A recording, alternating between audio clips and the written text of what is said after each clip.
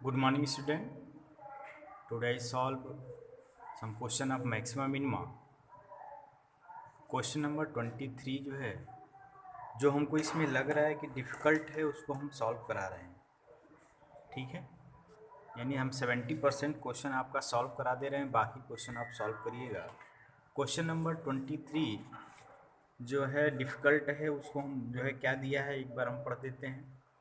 Prove that the volume of the largest cone that can be inscribed in a sphere of radius capital R is 8/27 of the volume of the sphere।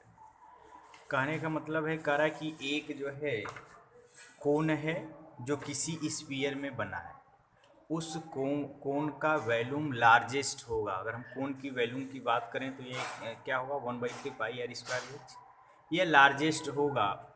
ठीक है, और हमको sphere sphere given होगा, क्योंकि sphere में ही बना है तो स्फीयर को हम बड़ा छोटा नहीं कर सकते हैं। यानी स्फीयर गिवन है, उस स्फीयर का जो रेडियस है वो कैपिटल आर है। तो हमको यह प्रूव करना है कि उस कोन का वैल्यूम जो है 8/27 into volume of the sphere की, यानी अगर स्फीयर की वैल्यूम करें तो 4/3πr³ होगा। ये हमको प्रूव करना है। अब बात यहाँ आती है कि अब तक तो हमको जो गिवन था उससे हम जो है, जैसे यहाँ देख रहे हैं कोन का वैल्यूम इसी को मैक्सिमम दिखाना है, तो यहाँ वेरिएबल आपका आर भी है और एच भी है, तो हमको एक में कन्वर्ट करना है। अब किसी एक वेरिएबल में कन्वर्ट करना है, गिवन हमारा सिर्फ स्फीयर का स्फीयर में बनाया गया है, तो हम कैसे चेंज करें, यही हमारा मेन जो है इस क्वेश्चन में डिफ़िकल्टीज का मतलब यही है कि कैसे हम चेंज करें, एक वेरिएबल में कैसे लाएं। तो हम करते क्या हैं कि अब हम अगर वेरिएबल नहीं दिखाई दे रहा है, तो अगर हम सपोज करें कि इस स्फीयर का सेंटर ये ओ है, ओ से अगर हम एक जो है कोन का जो है नीचे वाला जो सर्कल है उसके किसी एक पॉइंट से हमने मिला दिया, उसको एक कह दिया।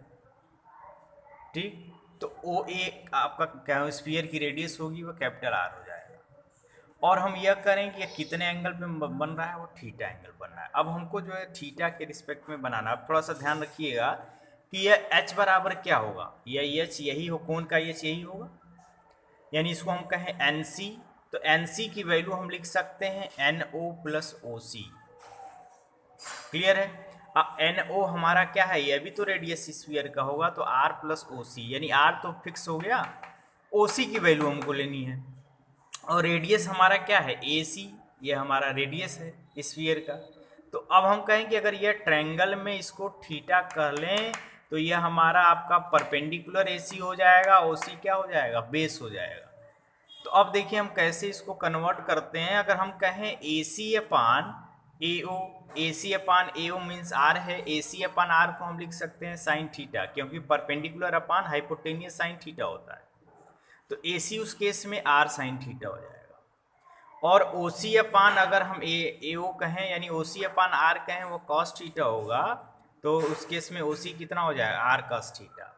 अब ए सी और ओ सी की वैल्यू रख दीजिए, तो आर और एच की वैल्यू आपकी हो जाएगी, एच की वैल्यू हो जाएगी आर 1 + cos थीटा, और स्मॉल आर यानी कोन का रेडियस जो हो जाएगा आर साइन थीटा।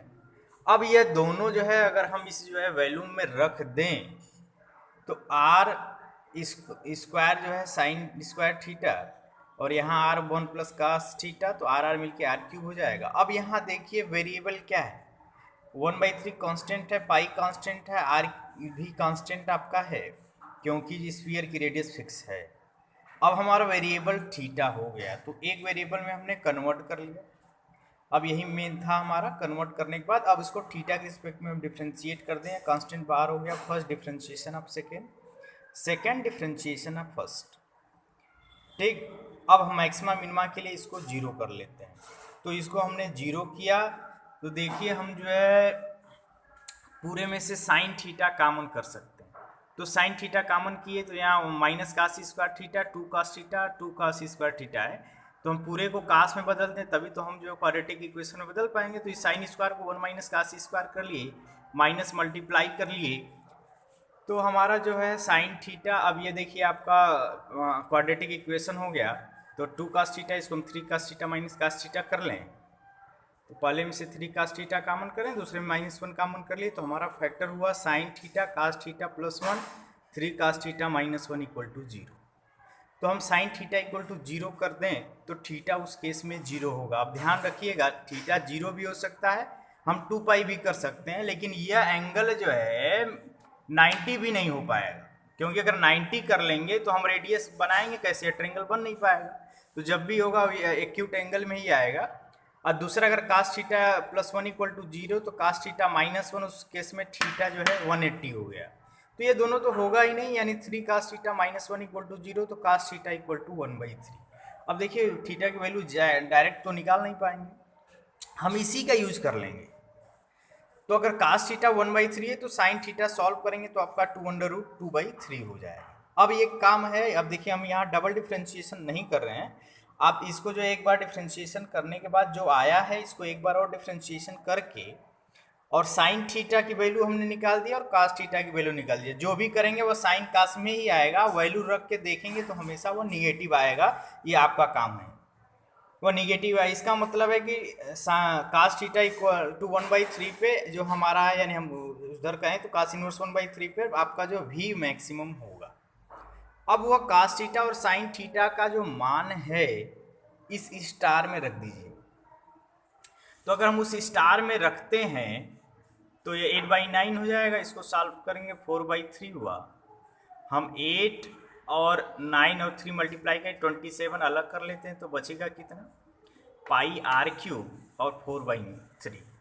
तो यह क्या है, ये स्फीयर की वैल्यूम है। तो वही हमको प्रूव करना था कि कोन का वैल्यूम जो है 8/27 time volume of the sphere है, यही हमको प्रूव करना। इस क्वेश्चन में सिर्फ वेरिएबल चेंज करना ही मेन था कि हम किस वेरिएबल में ले जाएं, तो अलग हम एक वेरिएबल थीटा यूज किए।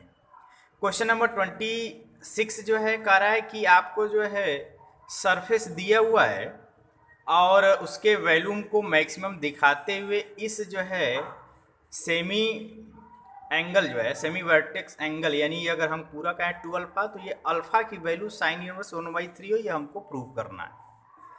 तो हम ध्यान दीजिए यहाँ r और h दो वेरिएबल है, एक में हमको कन्वर्ट करना है, तो यहाँ तो कन्वर्ट किया जा सकता है, ठीक है। h को हम लिख सकते हैं, h को लिख सकते हैं √L² - r², क्योंकि ये L है, यह R है, H है, तो हम इस जो है H को ऐसे लिख सकते हैं।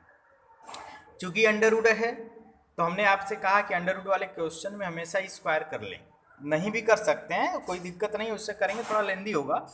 यहाँ अगर हम भी स्क्वायर करते हैं तो अंडर रूट हट गया। अब हम पहले जो दिया इसमें से L की वैल्यू निकालें, तो L निकालेंगे तो देखिए R वेरिएबल R है, तो यहाँ भी R है, R और मिलके पूरे R में वेरिएबल आएगा आपका।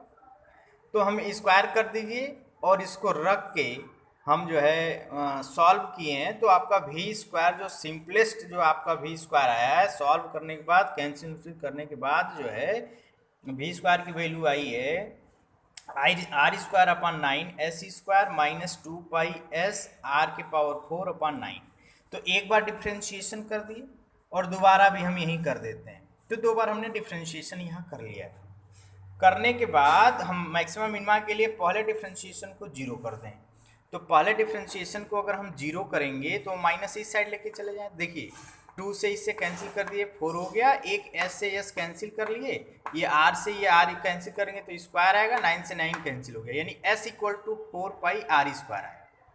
अब डबल डिफ्रेंशिएशन में देखिए इजीली आप रख सकते हैं, s की वैल्यू रख दीजिए तो देख रहे हैं वो निगेटिव आएगा, तो निगेटिव आया है। अब का मतलब है कि निगेटिव आने का मतलब है कि s = 4πr² पे हमारा वैल्यू मैक्सिमा है, यानी मैक्सिमा दिखाते हुए भी करना था तो मैक्सिमा भी हो गया। अब उस s की वैल्यू हम करते क्या हैं कि जो यह L निकाले हैं उस s के प्लेस पे रख देते हैं उसमें, तो रखने के बाद हम 3πr² = L कर दिए, पाई से पाई कैंसिल, r से r कैंसिल, 3r = L, यानी हम 3 इस साइड भेजें L इस साइड भेजें तो r/L = 1/3।